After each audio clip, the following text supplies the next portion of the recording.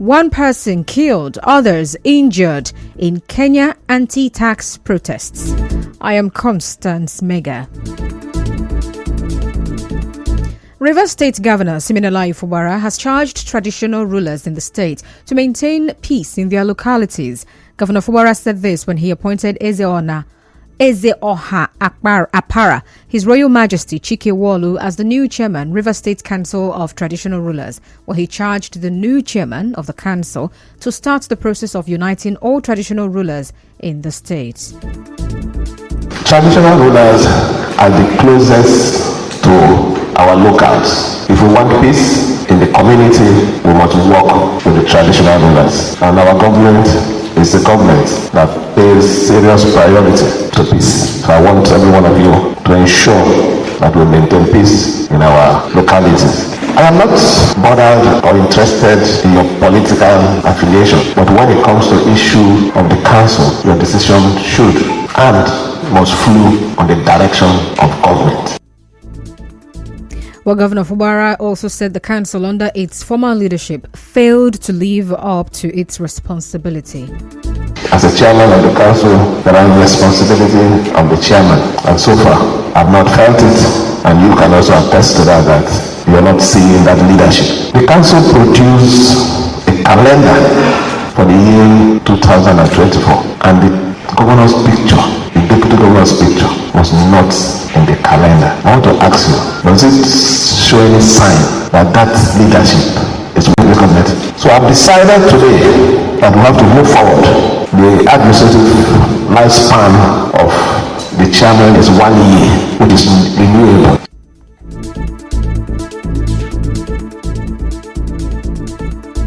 Moving on now, the organized labor in Rivers State have urged the Inspector General of Police, Kayode Gbetoku, to order his men to vacate the 23 council headquarters or have workers to take over their legitimate working environments.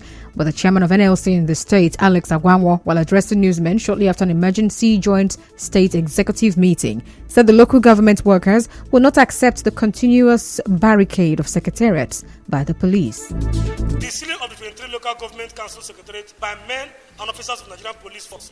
Both councils expressed concerns and reservations on the effects the unfolding developments have had on the generality of Rivers people. Consequently, the council of NSNT to call on the Inspector General of Police to immediately direct the Commissioner of Police to allow workers of the various local government councils to access their offices. Unanimously uphold the ultimatum issued by the Nigerian Union of Local Government Employees (NOGE) for the Nigerian police to vacate and allow unfettered access of local government workers.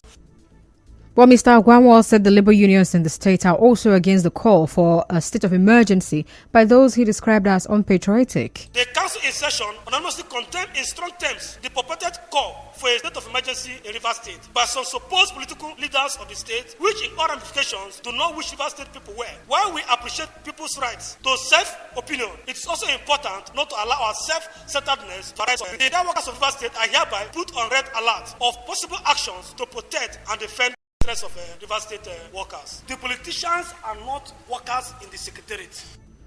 On his part, the chairman of Trade Union Congress, TUC, Ikechukwu Onyefuru, said the union supports the 4 days ultimatum given to the police by the National Union of Local Government Employees, NOGE, to vacate the council's headquarters. He said the workers will be mobilized after the expiration of the ultimatum. But Nigerian police, on the guise of providing security, has now locked us out, thereby violating our fundamental human rights. And that is why our NOGE has issued, Rivers State chapter has issued an ultimatum directing that local governments to allow our members to go and earn our daily bread. If at the expiration of the ultimatum that we have issued through NOGE for the IG of police to do needful and allowing our members to go to work, we will be left with no other option than to deploy our union might to recover our right. Mr. Onyefuru said the police should instead identify and arrest the political actors disturbing the peace of the various council secretariats. The executive governor of of Rivers State, has issued a statement that the state is peaceful. But we are aware that there are political detractors who don't want the governor to succeed. We also are aware that those political detractors want the state to be unpeaceful. So where people are now fomenting or fabricating the story that the state is unpeaceful is what we don't know. That is not to say that we are not aware that there are factions. There are factions in all the states in this country. Rivers State is not the only state that have a political faction. All these in this country, the regions, they all have factions. Why? In another development, a human rights activist and the coordinator of People's Advocates, Courage in Sirimovo, says the local government system needs to be amended to guarantee its full autonomy. Mr. Sirimovo made this known in an interview with correspondent Soibio Ruwari while speaking on the continued police barricade of the 23 local government council headquarters. The courts have decided that caretaker committee is unconstitutional, so the government of the day must not be seen to promote. Research has shown that weak institutions affect democracy, but they failed to conduct election. Yes, they would say that the government of the day did not release the funds they needed to conduct the election. So that is why we should begin to campaign for local government autonomy, so that the funds for local government election would not be under the control of the government of the day. So there is need for constitutional amendments. Well, Mr. Ansirimovo also said the setting up of the caretaker committee by Governor Siminalayi Fubara is unconstitutional. The courts have decided that caretaker committee is unconstitutional, so the government of the day must not be seen to promote illegality. The director or administrator or somebody, the most senior officer should be allowed with the workers at the local government to carry on their legitimate business. Well, the human rights activist, Mr. Ansirimovo, also urged the police not to be biased. Now, he also urged them to vacate the council headquarters and allow workers to access the premises. In another development, the chairman, caretaker committee of Obiakpo local government area, Chijioke Ihunwo, has announced a 50% deduction in the taxes paid by traders in the local government area.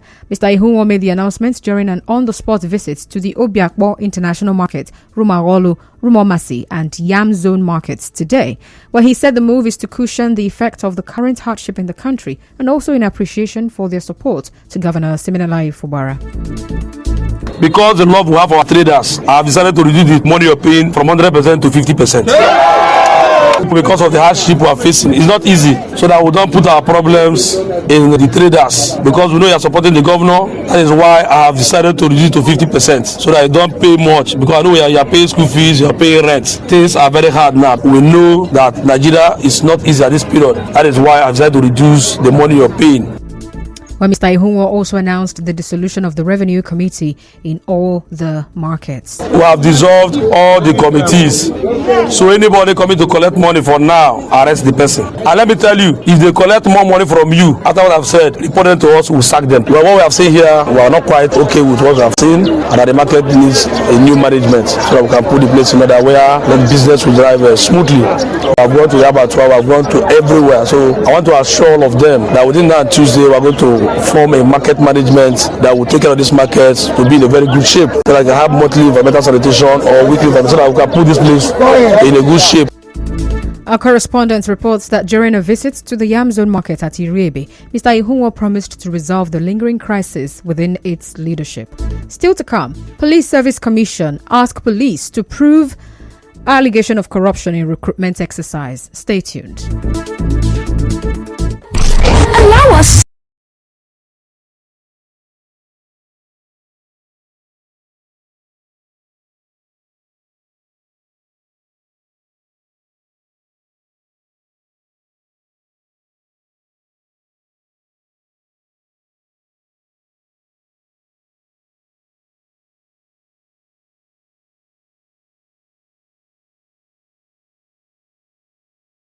Thanks for staying with us, and now to the rest of the news.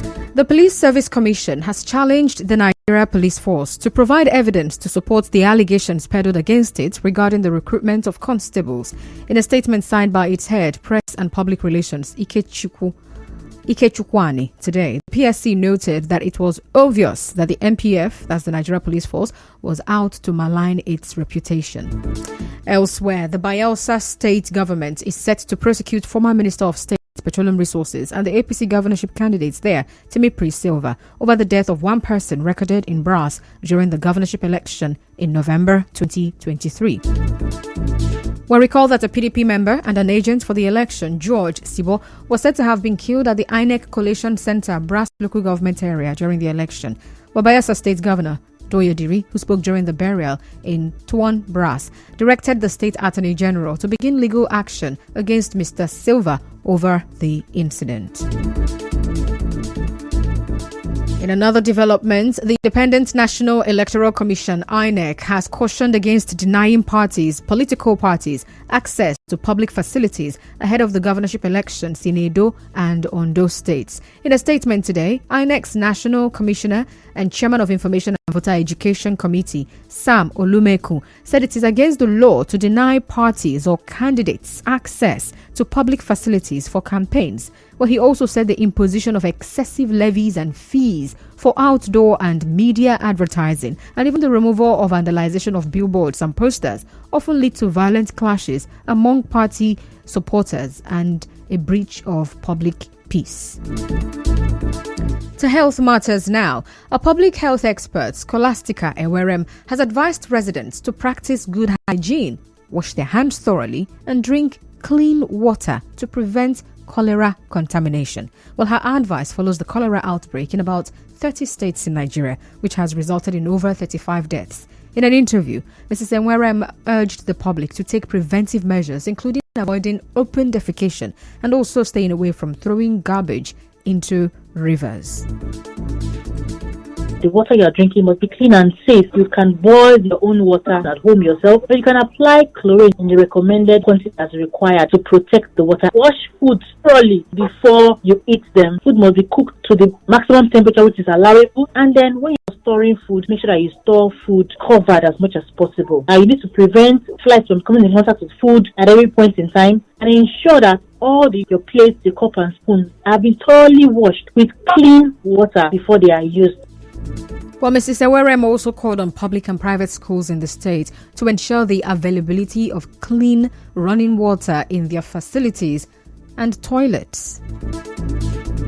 Washing is one of the most important ways by which people can become protected, because hand washing, when practiced by children, they reinforce this practice in schools and they take the message home to their parents. So we need to provide clean running water in the schools with liquids so that children can wash their hands regularly. We need to ensure that just before they have meals, they have their hands washed thoroughly. So they played and they've touched other surfaces, they need to also have their hands washed regularly. Their sewage, that toilet facility needs to be well managed. That is a sanitary one.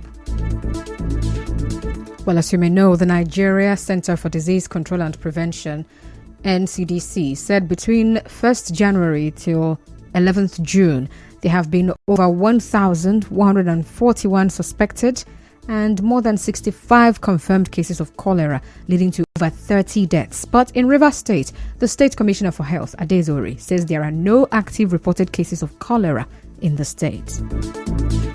And now, we'll bring you news from around the world. One person was killed and at least 200 people injured across Kenya during nationwide protests against a new finance bill. Rex Masai, who was protesting on Thursday in the center of Nairobi, died of gunshot wounds, while police fired tear gas and water cannons at largely peaceful protesters near Parliament as lawmakers were debating proposals to bring in new taxes. Well, Amnesty International has accused the police of using excessive force to contain protesters, many of whom were arrested. And that's the news, but before we go, let's take a look at the highlights. On the news this evening, you heard that Rivers State Governor Siminala Ifubara has charged traditional rulers in the state to sustain peace in their areas. The organized labor in Rivers State has kicked against the barricade of council secretariats by the police. And Edo PDP has expelled its former deputy governor, Philip Shuaibu, and others from the party. On the foreign scene, you heard that one person has been killed and 200 others injured in Kenya anti-tax protests. The news was edited by Martha Okirenkem. To reach the news team, send an SMS or WhatsApp to 0808 721 7215. I am Constance Mega. Thank you so much for listening. Good evening.